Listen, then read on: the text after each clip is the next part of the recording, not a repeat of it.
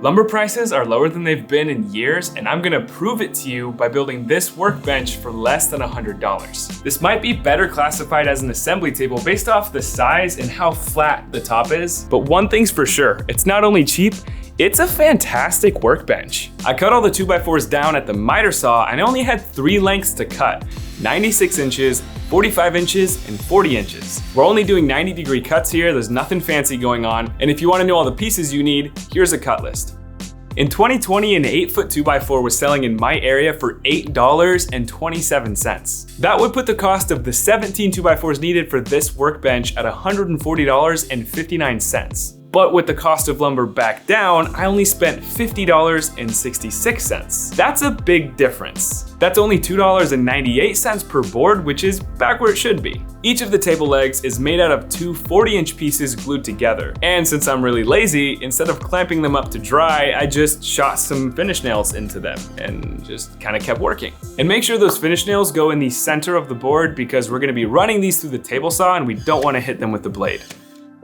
Now I know a $100 workbench is cheap, but it doesn't have to look cheap. An easy way to class up dimensional lumber is just by ripping a 1/4 inch off each side of the 2x4. It gets rid of that round over that all dimensional lumber has, and it just makes it look more premium, more nicer.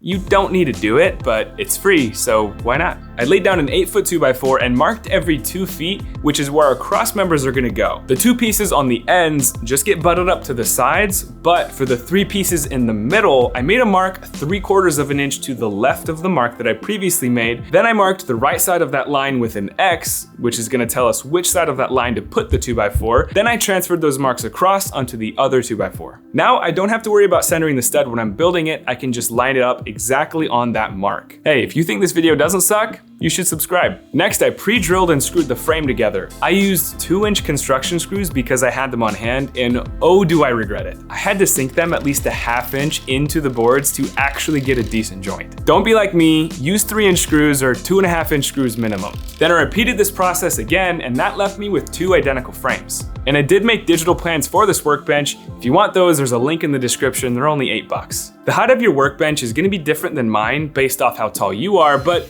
also based off the tools in your shop and the existing tables you already have. You typically want all your workbenches to be the same height. Personally, I like to make my workbenches at least an 1/8 inch shorter than my table saw. That way I can use it as an outfeed table, like this. It's an amazing outfeed table. I cut the leg pieces to the proper length at the miter saw, which for me was 35 inches. That means that after adding the plywood top to the workbench, the overall height of this workbench is gonna be 35 3/4 inches.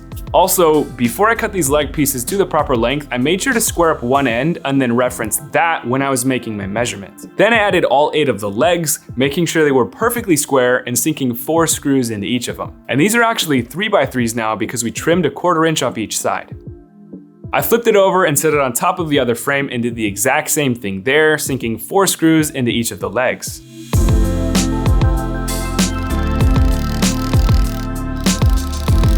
The last thing to do is to add the workbench top, which is a 4x8 sheet of radiata pine plywood, which I bought for $49.88. In 2020, this same sheet of plywood cost $110 for pine. Now the total we've spent on lumber today is $101.54. The exact same bench with 2020 prices is $250.59, which is almost exactly a 250% increase, which is crazy. And to attach the plywood to the top of the workbench, I drilled and countersunk screws every 12 inches.